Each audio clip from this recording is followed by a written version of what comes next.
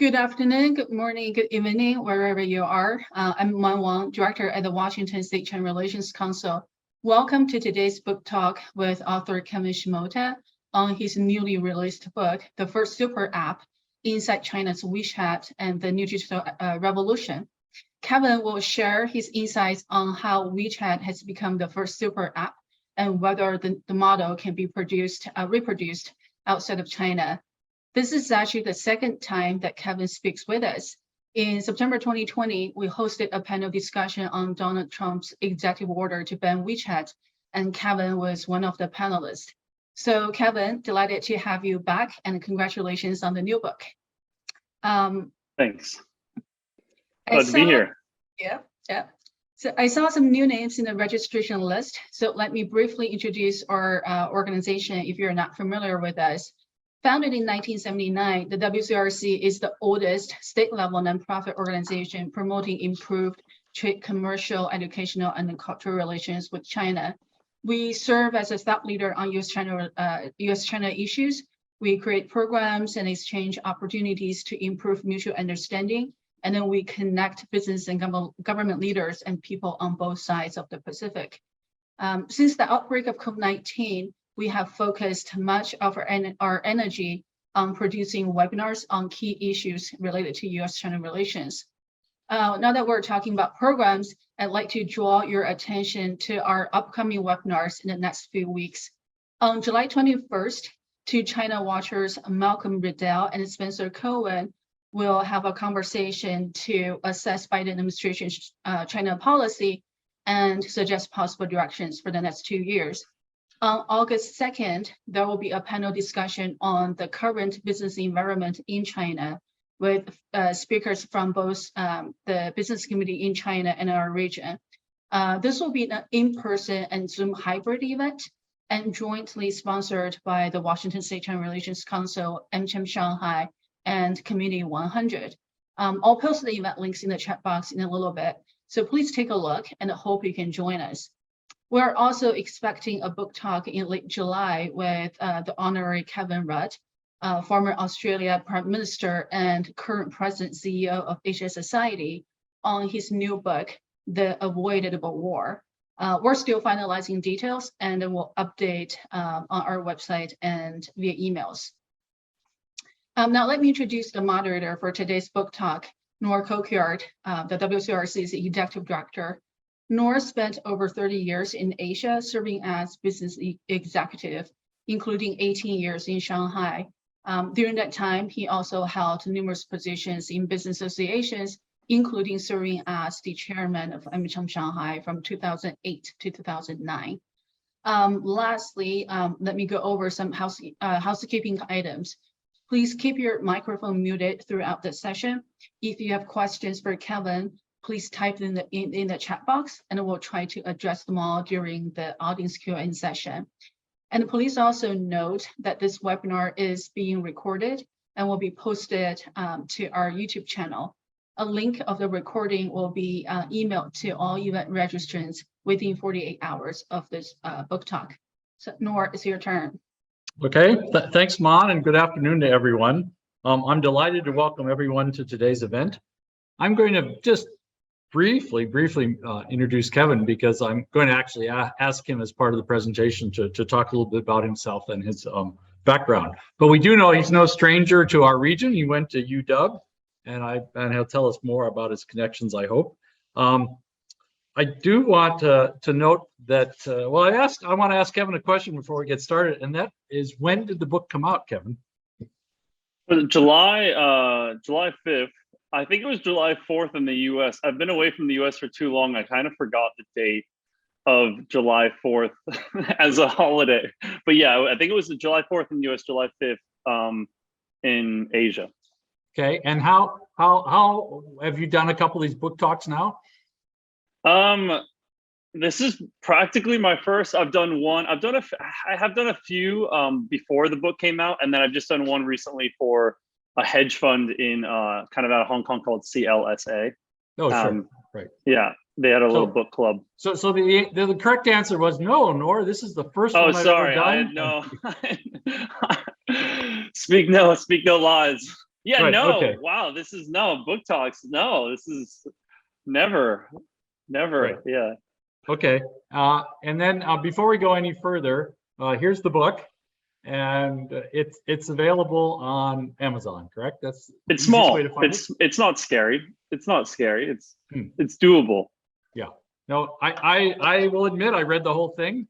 Yeah, And it's a good read. It's not a difficult read. It's yeah. quite entertaining. Yeah. I've Okay. chopped it down about 5 times. So Yeah. tried to just get the essentials. Right. So now tell us a little bit about you and your background. And then how did you end up at Tencent and the job you had? Yeah, well, hello to all my fellow Seattleites and Washingtonians. I wonder if we have, I just quick Nor and man, do we have people out of state as well, or is it mostly just people from Washington? We do have out-of-state folks. Yeah. Okay, cool. Okay, cool.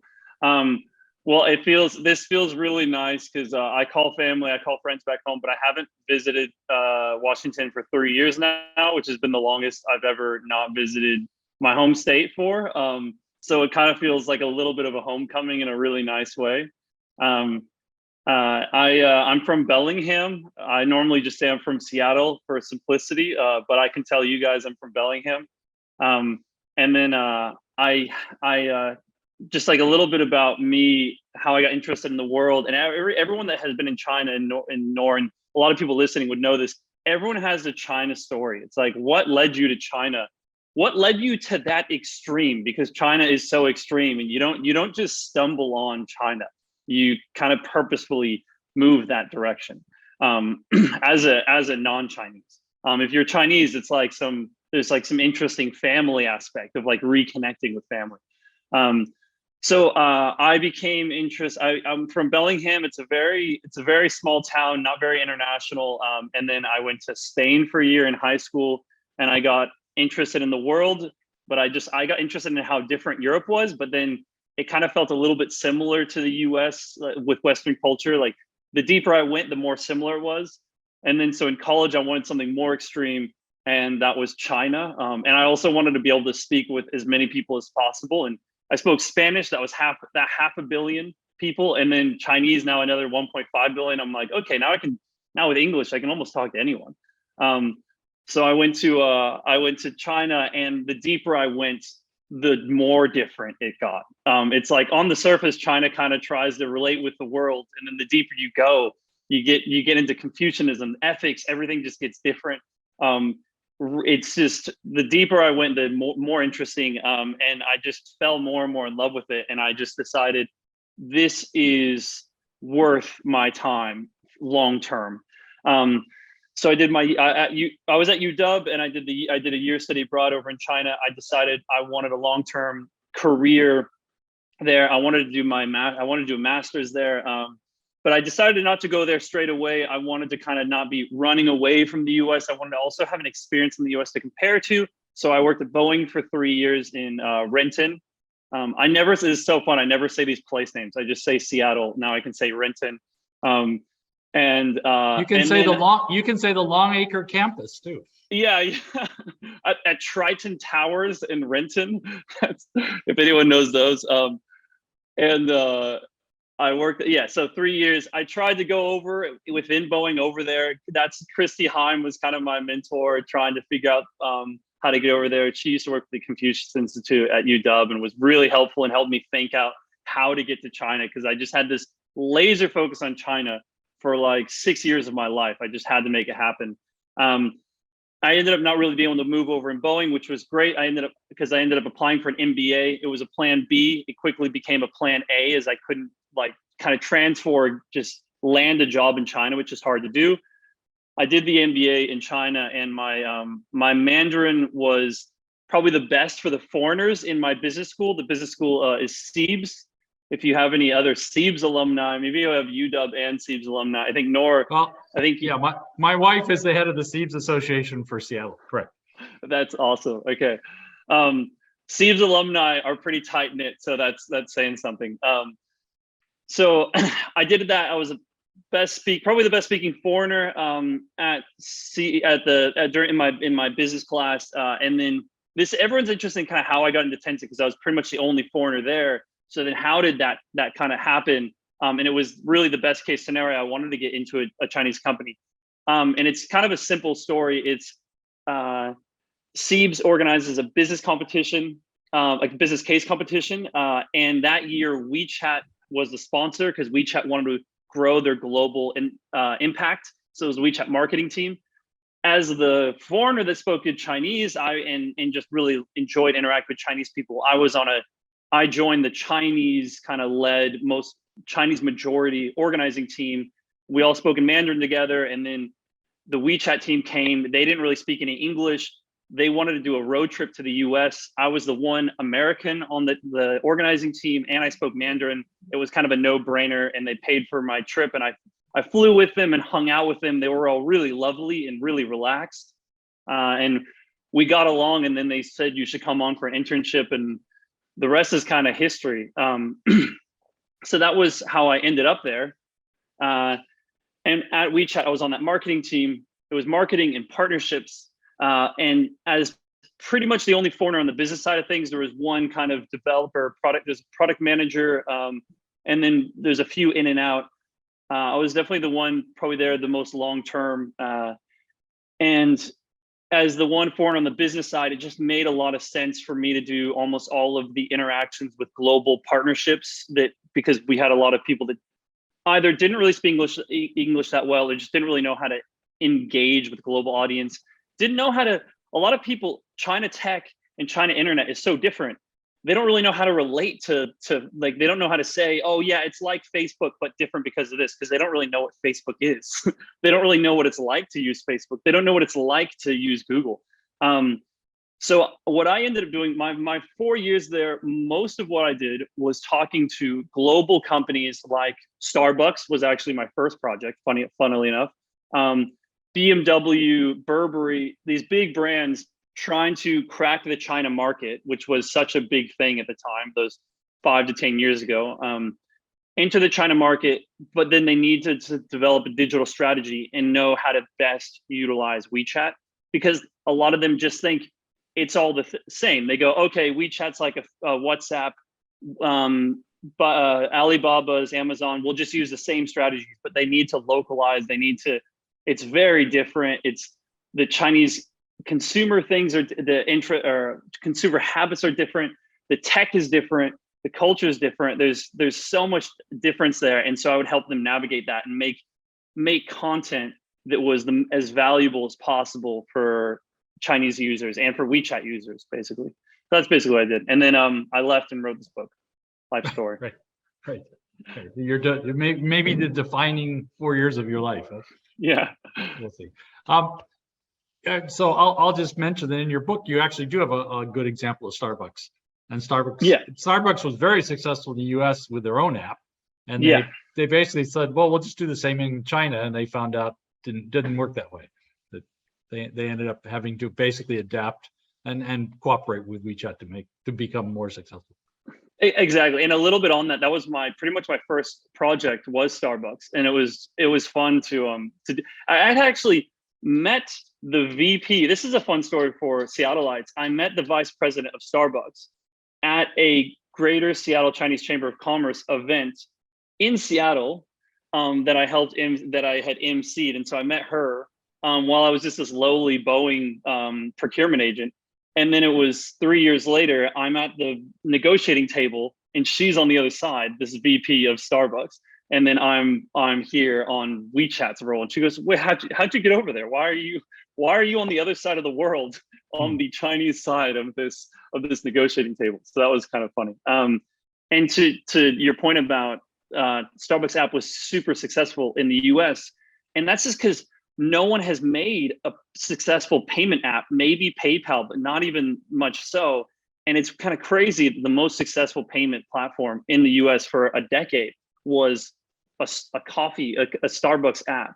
And when they came to China, we really had to kind of they needed to really be humbled, because we go, look, the Chinese payment platforms have 125 times more payments than the US. You are in a completely different market, and your app is not going to really do anything here. So we needed a little bit of they needed a little bit of humbling, I suppose. But they eventually got it, correct? Yeah, they got there. Okay, so I think most people are on this call are probably familiar with WeChat, but I mean, how do you describe it to someone who's not familiar with it? Someone who knows Facebook and Google and WhatsApp and all that. How do you describe WeChat? Yeah, I'm trying to think. For some reason, that just suddenly seems so hard. If how I do it is there's so many different angles to go. Because what a lot of what you see online is they just go, it's PayPal, Facebook, WhatsApp, Amazon, all thrown into one thing. But when you actually use it, it doesn't feel that way. And so I think in a way, in the types of services it provides, that's true. But when you think about that from the Western context, you just think that just sounds like a mess, right? But in WeChat, I think it's organized pretty well. WeChat is originally a chatting app. It's a chatting app that added a social network aspect, just like a Facebook wall.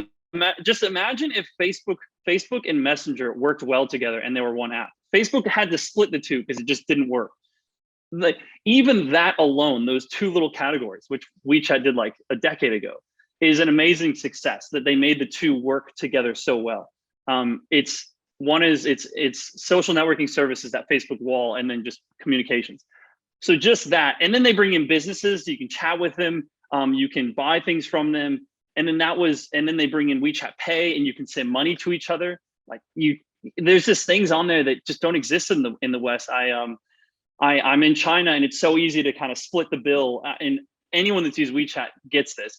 It's so easy to split the bill after doing a dinner, but then I went and visited friends in the U.S. 7 of us got together, and at the end of it, we're pulling out our wallets and just like looking at coins, and we spend 15-20 minutes trying to pay each other and figure out how to pay the bill. And I'm just thinking, man, I'm here for a week to visit the US. This is not what I want to be doing with my time, is trying to figure out all these little things. And I just felt it really felt like Chinese would say, they're like, I feel like I'm going backwards, or like visiting the past when I visit the US.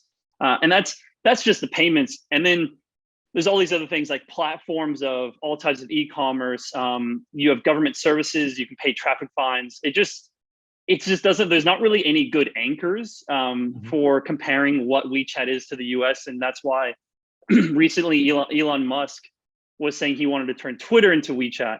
And he just goes, we have nothing like WeChat in outside of China. Someone needs to make that. And it's so hard to explain because it doesn't exist. So what is it about the Chinese ecosystem that allowed WeChat to develop? And why didn't Zuckerberg or somebody else come up with this thing and come up with something similar in the US? Yeah, so great question. The common reason I hear online and see around is just the Chinese government has there's a few kind of misconceptions in my mind. It's like, one is the Chinese government made it. Like they made WeChat, they made it happen. And that plays into this narrative that it's simply a surveillance tool and it was created by the Chinese government. There's another one, which is kind of like, it's Chinese were all unbanked, and then WeChat allowed them to become banked easily. And that's why WeChat Pay, this is actually a narrative I commonly hear in the crypto and like Web3 world. They go, Chinese were unbanked, WeChat took advantage of that, and that's how they got so many payment users. Both of these in my mind are completely wrong. Yeah. Like the government doesn't, they don't know how to create apps. They have no idea what the heck apps are. And they don't know how to make a great user experience. Okay, so I put it into 4 factors in my book. I do say government is a factor. You have the unregulated aspect of China allowed WeChat to just kind of fill up put their fingers on a lot of pies. And Tencent to do that. You also have, obviously, the great firewall of China is keeping out competition and allowing room to grow. I think WeChat always likes to say that that WhatsApp was there in the beginning and was allowed. It was banned 4 or 5 years later, but it was allowed. Chinese preferred WeChat. But the Great Firewall of China makes room, is kind of like, I actually call it a walled garden for China. And then like plants can grow, and then at some point they started spreading. And Kevin, if I can interrupt, there's one please. point, I don't know if it's your quote or whether you picked it up from somebody, that you said something to the effect that foreign apps, the Chinese viewed foreign apps as something like opening the treaty ports in the 19th century or something. So they weren't going to let that happen. That's not my quote. That's interesting. No, tell me. Yeah, that's so funny. Yeah. So there's like government aspects, and then there's government support, right? So there's like, it's like blocking others and then enabling the internal. And when it comes to WeChat Pay, I think the government really supported them. It was WeChat Pay and Alipay are just built on the backs of banks, which is, it's not that they're unbanked. They are, everyone that gets on WeChat Pay or Alipay has to have a bank card. You're already banked. And the government really just seemed to support it all because all the banks are pretty much state owned. So you can't do it without the government support. And then suddenly it was pretty much overnight when WeChat Pay was released, every bank could be connected to WeChat Pay. A lot of it was WeChat's success is owed to the kind of groundwork done by Alipay. You talk to the WeChat Pay team, they're like, we love it. We just sit back. Alipay does all the work. They pave the way, and then we just walk in. And WeChat just has this huge advantage of having all the social aspects. So there's that. The other kind of, actually, these are like the 4 factors. Actually, a lot of these are the factors that I was thinking of are more like what allowed China to make their own internet. And then that is what allows WeChat to become this kind of interesting thing. I think another big factor for me that's commonly not appreciated is just giving WeChat some credit for what they've done. WeChat's product is amazing, and it's very difficult to do good product. And as this is going to be just really validating and satisfying, probably for people to hear that are that have used WeChat and then gone back to Facebook. There's just so many things that are annoying about Facebook, and there's all these user details that WeChat covers that Facebook doesn't. And a big aspect of that, I think, is like one thing is, how did WeChat get so many people to connect payments? Is the big thing is trust. It's just incredible focus on user value, and it sounds so lame to say, cliche, but it's true. And WeChat slowly garnered trust, and then Chinese were very happy to connect their bank cards, do all their payments on WeChat because they trust the platform, because the platform always has their best intentions for the users. Whereas you look at Facebook, I talk to people on Facebook. Facebook is completely around this culture of user retention and user activity. There is one key objective in Facebook, and that's eyeballs on the app, because the ultimate objective is advertisements. So therefore, kind of the objective isn't really user value. It's get you stuck on the app for as long as possible. And you feel it as a user, because when you get off Facebook for like a week, I suddenly will get these emails saying, come back to Facebook.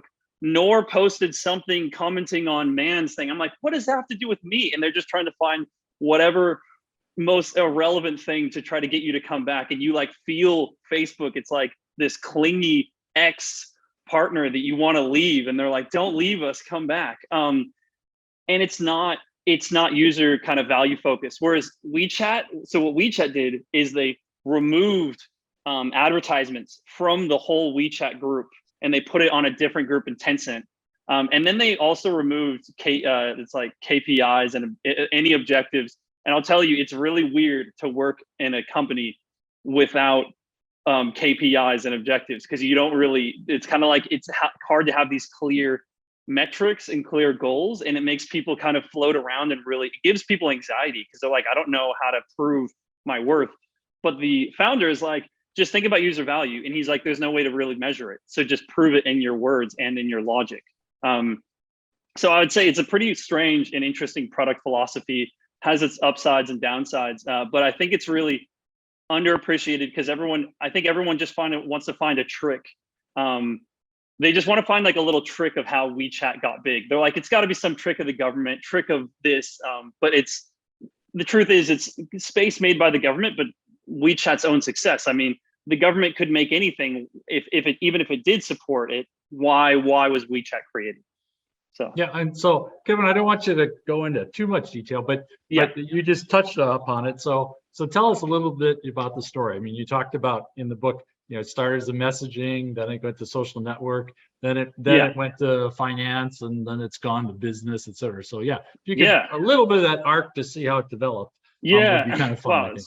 So really good memory, Nora, because that's like almost exactly the kind of stages I give it. We still want people to buy your book, so you don't have to. Yeah, no, you nailed it. Well, I like almost want to grab my book. I have a little I just have a little chart in the book, and I haven't seen anyone else do this before, but I kind of organize it into 4 main stages. You have viral, where you get all the users, and that's kind of like the messaging and the social networking service. It's like you get everyone on there, you get them chatting, you create value through efficient, good communication. Then you bring on businesses, and the businesses can now go where the users are. Businesses always kind of want to be where people are, and then they want to they want to do marketing, they want to advertise, they want to interact, maybe customer service, payments, and then they added on payments, and that's WeChat Pay. And then the big one is Red Packets. Red Packets is like this rocket ship that just allows WeChat Pay to take off, because originally Chinese just weren't going to switch from Alipay. It was the payment tool. But WeChat Pay, Red Packets just explodes WeChat Pay. And just briefly explain briefly explain Red Packets. Yeah. Oh yeah, yeah. So totally. I keep forgetting. I'm like I keep seeing this as like the China Relations Council. I'm like I'm kind of used to having a China audience. Red Packets is wow. How do you even explain in a Chinese concept? Man, do you want to try to explain? Anyone else want to try to explain Red Packets? Like. Well, I'll try. So Red Packet is basically hongbao, right? Originally that's when, basically I would say like seniors give like a little money, right? Like, money in a little red envelope to children during Chinese New Year's, or for birthdays and celebrations. But then I guess for WeChat, it's actually like, sort of like a way to, people use it for everything, right? To award people, to show sympathy, to you can send money for any reason now. Exactly. And the reason why I want to get Man to share is because Red Packets have existed for, I have no idea how long, thousands of years in Chinese culture. And it's money in a red packet given to another person. It's like our equivalent of gifts at Christmas, gifts at birthdays, gifts at whenever you give a red packet. Now, so this has existed for hundreds, maybe thousands of years in Chinese culture. But then what WeChat did is it just put that inside of it just put that on an app, that concept. And Red Packet ended up being the perfect marriage of payments and social, because Red Packet is essentially just a payment, but there's so much more meaning there. Like Man said, it's the seniors giving money to the youth, and it's kind of a part of culture. It's a ceremony. It's a rite of passage. It's the little baby, like little toddlers will come up to grandparents, and it's called like Ya Sui Qian or something. They ask for money, and there's so much culture behind it, and it's so much more than the money. In fact, however much money is in there, it matters. It definitely matters, but it also doesn't matter, because it doesn't matter if there's 1 renminbi in there or 1,000. It's still just a red packet. You still give someone a red packet. So it's the meaning of the thing. And what happened? So then what happened is WeChat put this inside of WeChat, red packets. So now I could send a red packet to friends and family digitally. And on the first, and the red packets are mostly giving out on Spring Festival, Chinese New Year. So on the first, it was originally an internal thing for Pony Ma to just gift money to his employees. And then the following year it went public. And the first year was about 200 million transactions on the night of Chinese New Year. The second year it was 1 billion transactions of red packets sent on Chinese New Year. The third year it was 7 billion. The fourth year was 35 billion, and then the fifth year was 70 billion transactions in a 24-hour period. I think, and just to kind of give some comparisons, I think of those numbers, I think crypto, like Bitcoin, maxes out. It's like 200,000 transactions in a day. It's one of the limiting factors of Bitcoin is how many transactions it can do. There's basically 45 billion or 70 billion transactions in a day is not what you're going to see any payment platforms even coming close to. Most of them don't do that in a year or in 10 years or in 20 years. So it was an insane amount of transactions. It was every time in Chinese, the WeChat Pay team called it leapfrogged, which is kind of raising the ceiling value. And so it was every time it would be 1 billion transactions in that day. And then they would notice that the average daily red packet would go up after that. So it would be like 1 billion on CNY. And then after that, it'd be about 100 million a day on average. And then the next year is 7 billion on CNY. And then after that is 1 billion becomes the new daily average. And what's happening there is, one is Chinese kind of consumer trends, or what their habits were changing. Originally, red packets was just something that you only sent on, you only kind of give away on a holiday, on Chinese New Year, birthday, etc. But WeChat made it so easy to send red packets, and that's again kind of that product, that really good user experience, that really good product, and so satisfying. It was just really fun. And they actually had limits so that you couldn't just send a big amount and then regret it. You know, it was 200 RMB was the most. And it also would stay away from corruption, because you'd open it and you go, oh, crumb, I just accepted $3,000 for someone.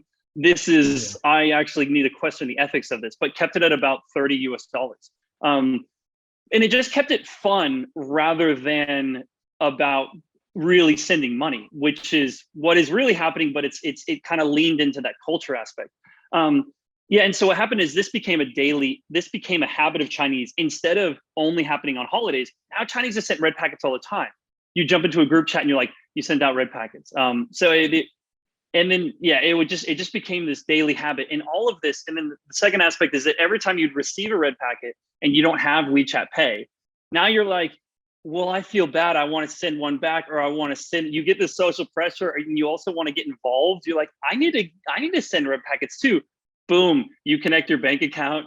Boom, now you're a WeChat Pay user, and the WeChat Pay users exploded from almost 0 to 800 million in a few years, where it took PayPal, a decade and a half to reach 300, 400 million users.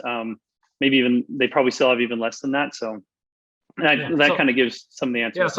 Yeah, in the book, a couple of times you say that the red packets was almost the defining feature of that really pushed WeChat into the lead, I guess. Totally. In payments, absolutely. Like, right.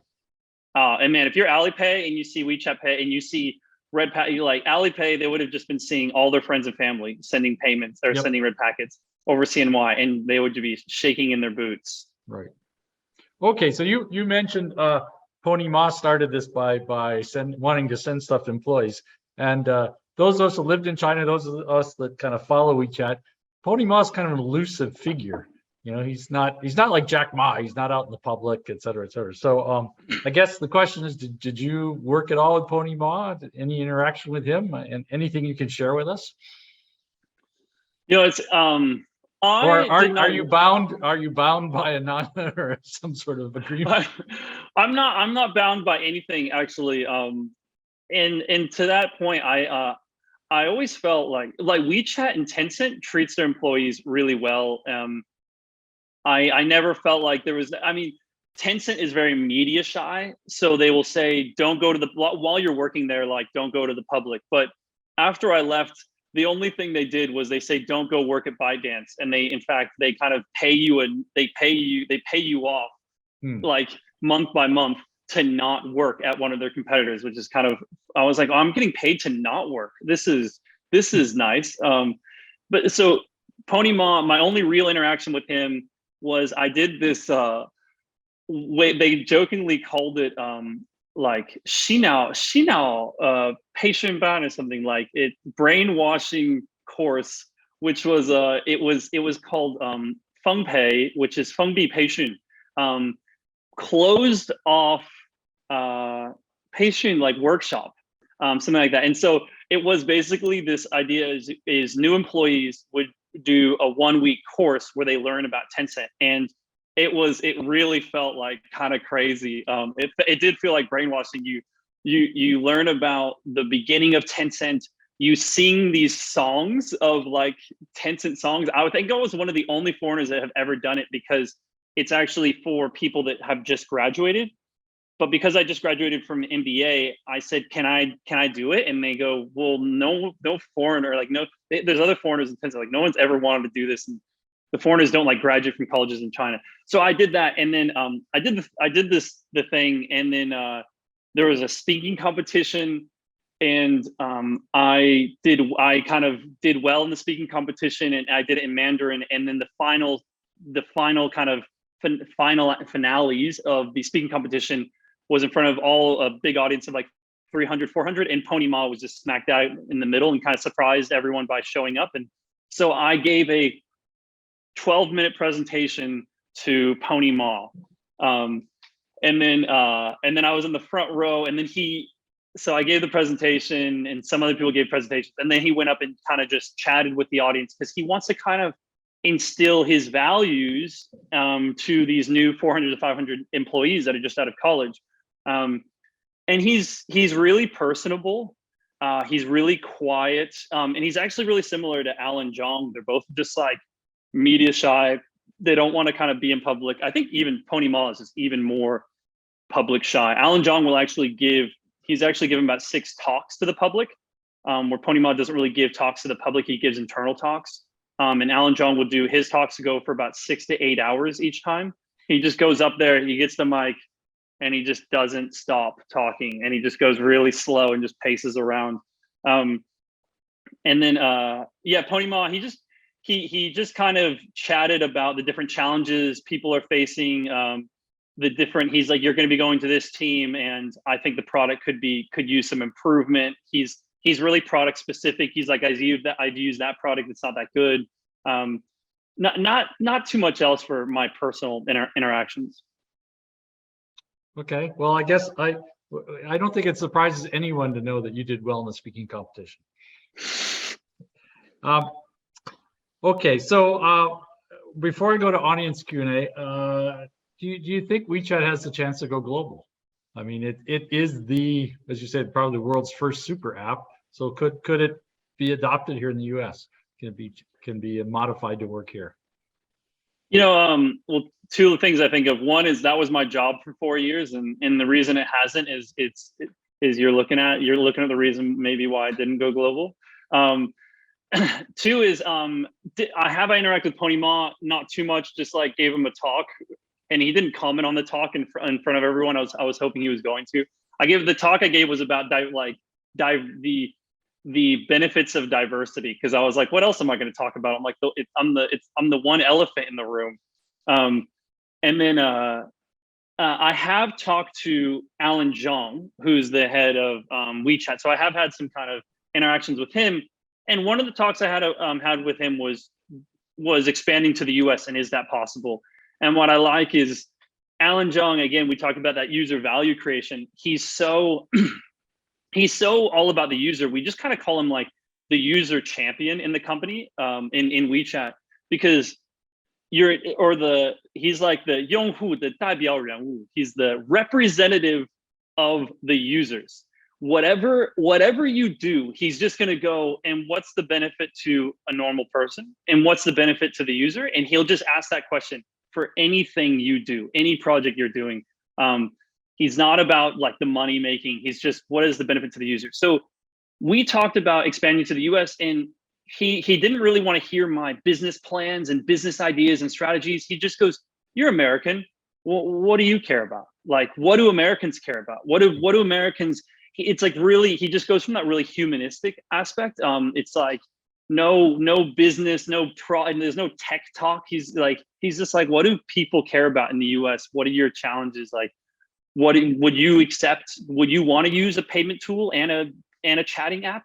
And I think partially Americans are so much more privacy, have a lot more privacy concerns, have a lot more hesitant to kind of use tech for payments, and really addicted to credit cards. You see Apple Pay, it's just like this extension of a credit card. They even, when you pay with Apple Pay, the credit card pops up, you know, like they're like, it's a credit card. It's not, they're like, we're not doing anything. Like, look, I'm just looking, this is Apple Pay.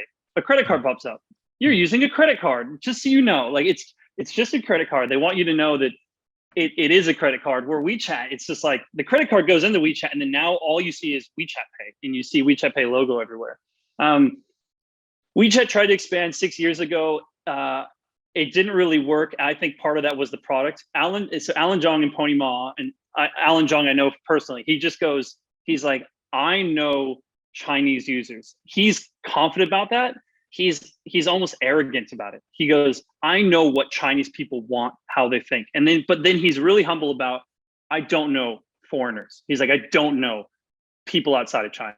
I don't know what they want. And so he just kind of plays to his strengths. And when WeChat tried to go global, it was actually before I joined. It was a year or so before I joined, and kind of failed. It was kind of investors and Tencent HQ team trying to push it, where the WeChat team, I could tell after talking to them, they weren't convinced it was a good idea. And the product, Alan Zhang didn't know what international people want. I think he just kind of stayed focused on China. And so the product just wasn't there to support that. So that's why I don't think I see WeChat going international with Alan Zhang leading it. I think you would need a more global leader. Or even Pony Ma. Pony Ma like is also just very China focused, doesn't know about the world, or doesn't really know people outside of China. And so that's why you just see them, they invest in global companies and they are just completely hands off. At WeChat, I wanted to do a partnership with Riot Games, which Tencent owns. And everyone in Tencent was like, none of us talked to them. No one ever, they're like, for all intents and purposes, they're a completely different company. We have no comings and goings. There's no synergy. We invested and then we launched their stuff in China, but we don't engage. We let them do their thing. We don't try to impede. So yeah, and another thing that at least the urban legend is that in WeChat that there's a lot of competition between teams that come up with best ideas. Did you experience that? Yeah. So yes, absolutely. I'd say in the beginning, this is all my kind of like mostly Washington West Coast people. So you guys feel like friends. In the beginning, I played to this. It kind of feels like Wall Street, you know, in New York. It's like this dog eat dog world, and on the surface, everyone's really relaxed. But especially, this is actually kind of a weird pitfall of the no KPIs. When you have no clear way to prove your contribution to the company, to projects, to kind of the objective of the company or what the company is doing to the revenue, when you have no clear way to do that, then what do you have? And the only thing you had was projects and attribution or affiliation with projects which were considered successful. So projects kind of became this unspoken currency, social currency in WeChat. If you have a project that you know that Alan Zhang likes or like has not disapproved of, then you actually have something that you're doing. You're therefore useful, and you're kind of like have this golden ticket. And so people have a lot of projects that they work on in secret that they think are good because they don't want other people to join in and jump on. I mean, the more people on the project, then the less like social cred there is to go around. So you'll have people are kind of like, hey, what are you working on? And no one wants to share what they're working on. And people will help you, but they kind of want in on the spoils. WeChat is a 1,500 people company, a small company that's in the middle of Guangzhou, kind of in this middle of this little like it's like this artistic area. So it's just really quiet, really insular, and we only really interact with each other. In the beginning, I kind of played in this dog eat dog world because I was really motivated. I was 7 years. My goal was working for a Chinese company. I've now made it. I gotta now kind of crush it here. When I did that, and this is kind of a life lesson for everyone, and that's like to like my friends. When I did that those first 2 years, I scared people off. They're like, this guy wants credit. This guy's trying to move up. This guy's scary. He's working really hard. And no, like a lot of people didn't exactly want to work with me because they saw me as intimidating and kind of scary and a threat. In my final 2 years, this is kind of a bad life lesson in a way, because in my final 2 years, I kind of just stopped caring. And I was like, I'm just going to learn other things and work on other things on the side. And it was so ironic that when I stopped caring in that final year and a half, this is so funny, but sharing this with everyone. When I stopped caring that final year and a half, I was just kind of like a little bit of coasting, a little bit of just staying focused on projects that I knew were valuable. Everyone started coming to me for help. And then I'll go, okay, great, I'll help you. I don't want credit. I don't care. I'm like totally just don't care anymore. And everyone goes, no, we want to give you credit, because they're like, wow, this guy's so generous. And then all of a sudden, my final year and a half, when I'm almost completely checked, it kind of feels a bit checked out. I do my best work and I'm getting my best reviews. And it felt like, I don't know if you've seen the movie Office Space, but it felt like something like that, where it's when I really let go, everyone was really happy to work with me. They're like, this guy is so friendly. Everyone's all the projects, they always want to come to me because I'm never going to ask for credit. I'm never threatening. I never share. I never get involved in any of the politics. I kind of became like this Switzerland. I was like outside of all of that strife. People could come to me. I had this weird moment where one guy, this is a kind of interesting story that gives you an insight into that kind of competition. A guy I didn't really know, who was friends with some of the people that I work with, said, hey, I want to invite you to coffee. I said, sure. I go to coffee with him and he asked me, tell me about your team. And he goes, tell me about your team. Do you like them? What do you think about them? And I told him, he's like, because he goes, okay. And afterwards he goes, I wanted to ask, because I'm thinking about joining, but I heard that there's some kind of power struggles in there. And I wanted to get a read on it from you, because you're a foreigner and I don't think that foreigners lie. And I think if I asked other people, I think they would lie. And I go, wow, I feel strangely taken advantage of for my honesty. But I go, okay, but I guess I'm glad I could help you out. And it was a bit weird, but because he didn't even say it like it was a good thing. He was like, you tell the truth. You're doomed to tell the truth. You have that weakness. But it was kind of telling that I appreciated how honest he was with me about his intentions and about his objectives. So I really appreciated that. And it was really telling to why he would come to me. I was like, why did you come to me? You don't even know me. And he goes, well, I just know you tell the truth. So that kind of gives some insight. Not about the truth aspect, but about the fact that you kind of chilled out and relaxed a little bit. Yeah. So that was getting ready to move to Australia. So. Yeah. Now I'm just completely chilled. Now you're chilled out. Right, exactly. Okay, so I haven't seen actually too many questions come in. There's at least one, and I think we should address it. We had a webinar recently about China's digital ambitions, and China, as it was NBR, the National Bureau of Asian Research, and they're folks saying basically China sees data as the next industrial revolution, and that they're sucking in data, and they don't want any data to leave the country. So how do we look at WeChat? Is someone saying, well, it's if you have WeChat in the US, can it be firewalled so the data doesn't go back to China? Yeah. How do we? Is it was Trump onto something when he said, oops, WeChat's hoovering up all this data? Yeah, it's a good question. It's funny. I kind of saw. I interned at the NBR once. And I kind of saw a little bit of that talk, and I thought about it a bit. And I mean, I think everyone has global kind of digital ambitions. And I mean, all nations have global digital ambitions. I think, and you also look at the US and China are more similar than you think when it comes to a lot of these aspects. They're both really concerned about data security. Didi lists on the New York Stock Exchange, China's kind of Uber equivalent. And then the Beijing government freaks out. They go, you guys have way too much data and we don't want any of that accessible to the US. Okay, and then they go, you need to delist. We're actually you're under investigation. You don't have enough transparency. You don't have enough data security, et cetera. Almost around the same time, Trump tries to ban TikTok because he goes, this Chinese company has way too much user data of Americans, and there's not enough data security because it's a Chinese company and it's beholden to Chinese laws. It's like the exact crossover. It's the Didi is beholden to American laws would be dangerous. ByteDance, TikTok being beholden to Chinese laws would be dangerous.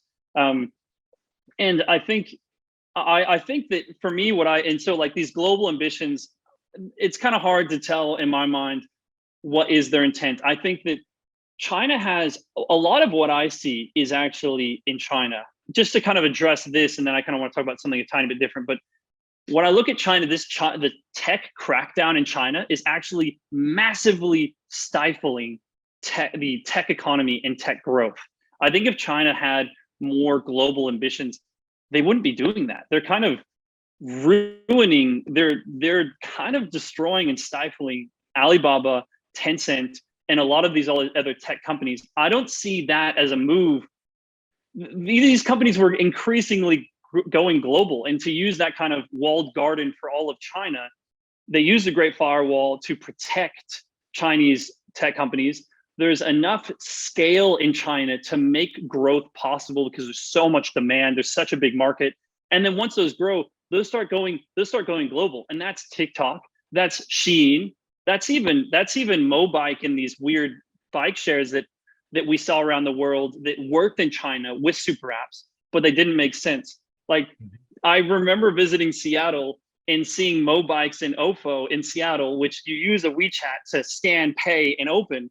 And I remember asking my Seattleite friends, I'm like, what is that? And they go, we have no idea. It's got this weird, like this old 90s QR code on it. We have no idea what to do with this thing. And that's Chinese innovation going global.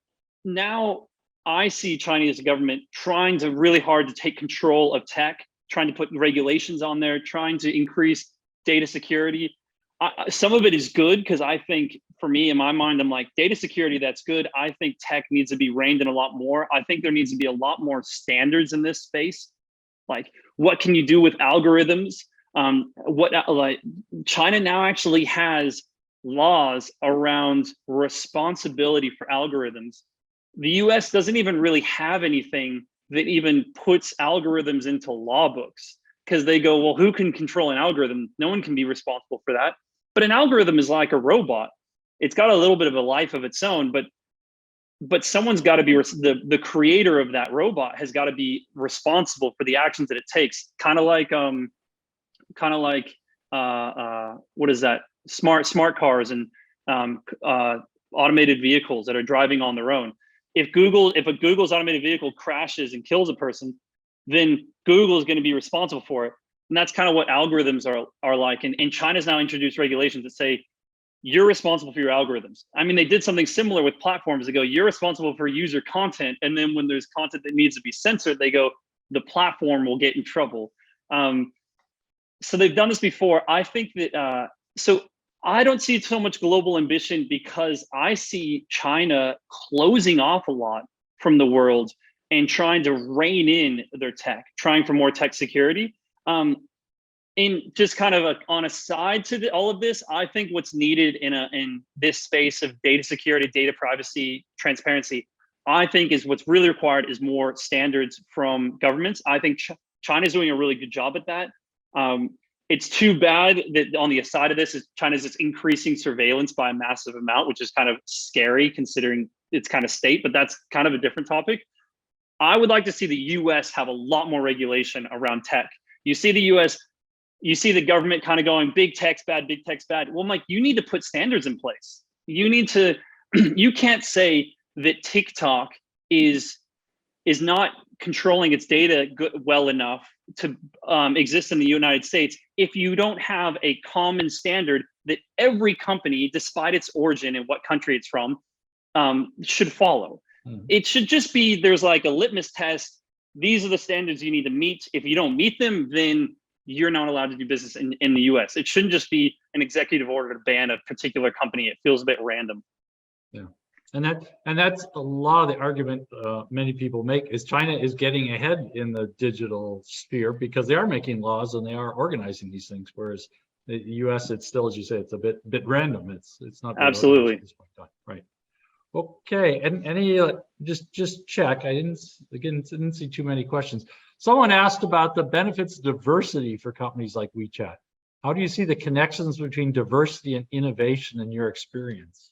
That is so funny. So that was I don't know. Okay, that was the talk I gave to Pony Ma and the people in Chinese. Can I answer this question in Mandarin? It's gonna be easy. I'm just joking. I'm not gonna do that. I don't know if I can remember my talk. I kind of had it all in my head. I was so nervous with Pony Ma there in the audience. Well, Pony Ma is only worth what? I don't know, $20 billion or something. Yeah, right. He's definitely intimidating. I'll tell you.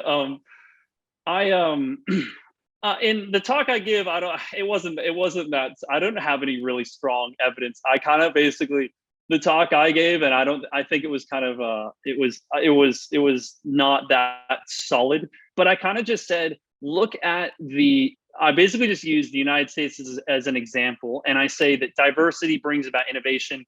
Look at the amount of diversity that the United States has and the UK have. Especially London, that are incredibly diverse in terms of nationality, ethnicity, and kind of background, and the people in the work sector. And the most innovation is around when everyone comes in and kind of moves to the United States. And while it's still really diverse, that's when it's the most innovative.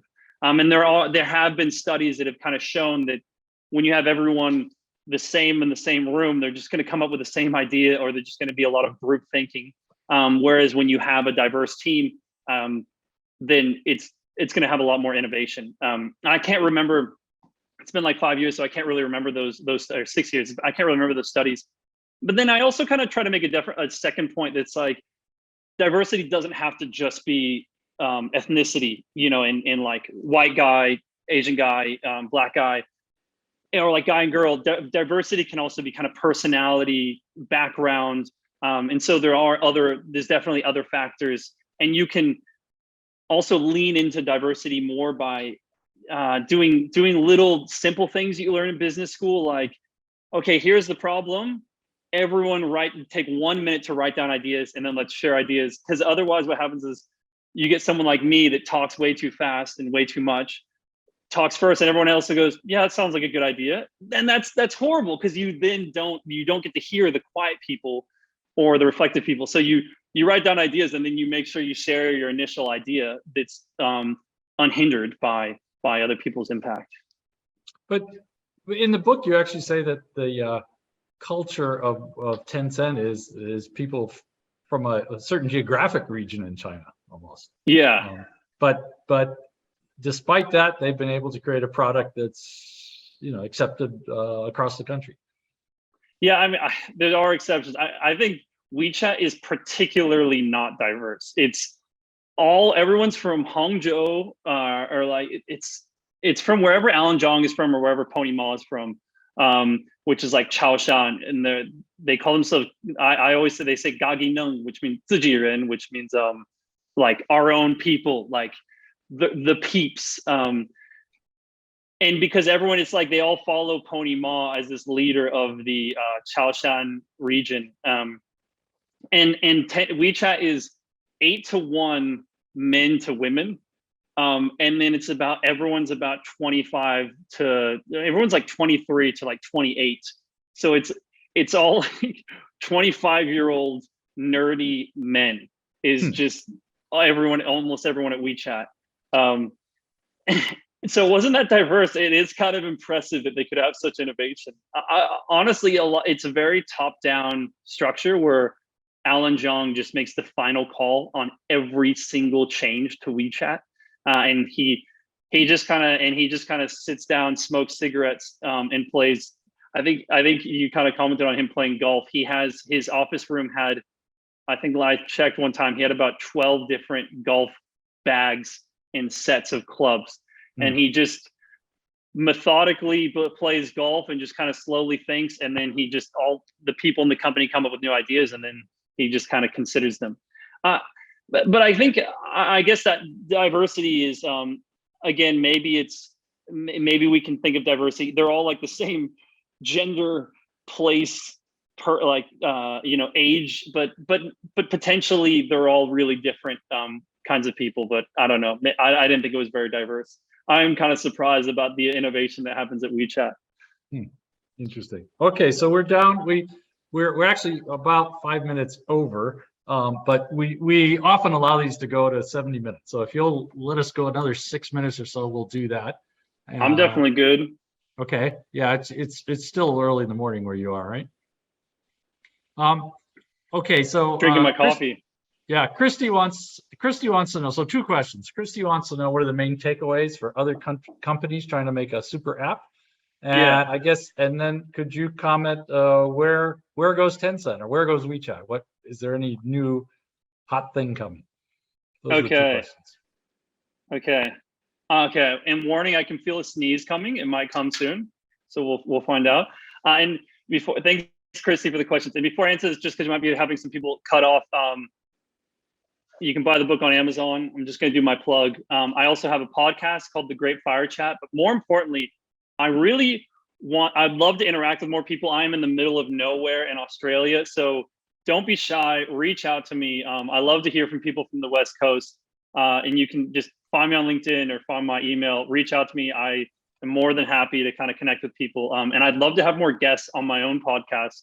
Maybe Nora and Man, you guys might be coming on. Sure. We'll try to get Christy at some point. So back to this question, super apps, kind of what can you learn from them? And then Tencent, where is it going? And I've been thinking about this first point about like, what can you learn from them? Because I don't think it's smart for everyone to make a super app. I mean, the point is, super app is an app that everyone's using to do everything.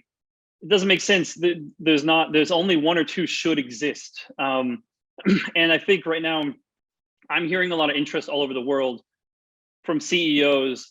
And actually, I was just quoted in the Wall Street Journal, and what was funny about it, it was the chief of Wall Street Journal told the tech columnists, you need to write an article on the super apps. And it was really emblematic of the times and of the concept, because he goes, I didn't want to write about this, but my chief, whatever, said I have to. And I'm like, man, that is so classic super apps. Everyone's enchanted by this idea of being the big thing that does everything. And it's really visionary, but I think it's not really realistic. And I think, and you can see in the Wall Street Journal article that kind of the interview I did with the guy that wrote it, is it's not what WeChat was aiming to do. WeChat is like, if you look at WeChat stories, like they made a really good chat app, they added in social stuff, and then Alan Zhang just wanted to make the best product possible. He's obsessed with it, with the most user value possible, but then he just doesn't want to do advertisements. So then he's like, God, what can I do that's not ads? And he's like, well, I'll just start pulling in things and then making a little bit of money on these different value-added services. And it's like his way to avoid putting ads on his platform is just adding in all this other stuff that you can do. And then like other tools that he can then make, if he does advertisements, much more valuable, because people have payments and they have all this stuff connected. So that's kind of how WeChat happened. It was just, I think there was no intent to make a super app. It's just make a chatting app. So for me, what can you learn from it is not trying to make a super app. That is a milestone at the end of a long journey. For me, it's more like, what tenets of super apps or WeChat can you learn from? And I think that product focus, that product excellence, an anchor service is the idea that you have one thing that you do super well, and then you expand from that and try to go into peripheral services. And then there's a few other things like platform strategy and having platforms to bring on a lot of content or a lot of businesses. So that's kind of one high overview of super apps and what you can learn from them. To Tencent and what you can see from the future of Tencent, I'm not sure. Something that's a little bit telling. I don't really have any clear insights in this. Something that I think is interesting is I listened to a podcast with one of the chiefs at Tencent, and he said that the fundamental thing that Tencent does is it tries to be wherever humans interact. And that was really interesting to me because I never really clicked on why Tencent's so into gaming. And it's because the founders and like the chiefs and Tony Ma, they played games together and they go, wow, this is a really in-depth digital interaction. And this is like 15 years ago. And it's kind of the precursor to the metaverse where it's like you're interacting in this little world. And so they are getting into the metaverse and into this metaverse concept. I think we're going to see them increasingly go there. So you just look at that fundamental of be where humans interact. That's where Tencent's going to be headed. And I think the metaverse, and I see them doing NFTs and metaverse stuff. I think we're going to see more investments in that area. Great. Okay, well, we're coming on the witching hour. So again, Kevin, I want to thank you very much. There's been a number of people have thrown in the chat box that they really enjoyed today's session. Very lively. So yeah, thank you very much for that. I'll bore the audience by saying, don't forget those events that Mon mentioned. We've got one coming up on July 21 with this guy, Malcolm Riddell, who was in the CIA. He was an investment banker. He's done a lot with Chinese, very entertaining. And he's done a lot of in-depth analysis of Xi Jinping's speeches, et cetera. So he's a really fun guy to have on. And then you guys are having Kevin Rudd. I can't believe that. That guy's a legend here in Australia. He is the absolute pinnacle of knowledge on China. And he's one of the only prime ministers in Australia that besides me, like Juilliard Gillard, that I think has done a great job at their work. Yeah, I actually got to meet Kevin a couple of weeks ago at an event, and he spoke, and as the moderator of the event said, there's some people you get up on stage you could listen to for 5 or 10 minutes and they put you to sleep. You could listen to Kevin for hours. He's really so well organized, and his book, which he's going to talk about at the event, it's 99% there. We still got to finalize a detail or two, but yeah, it's called The Avoidable War, and the arguments in that book, I guess, are already going around in DC, where people are beginning to say, "Oh, yeah, this is maybe how we ought to look at issues, et cetera." So that's really great.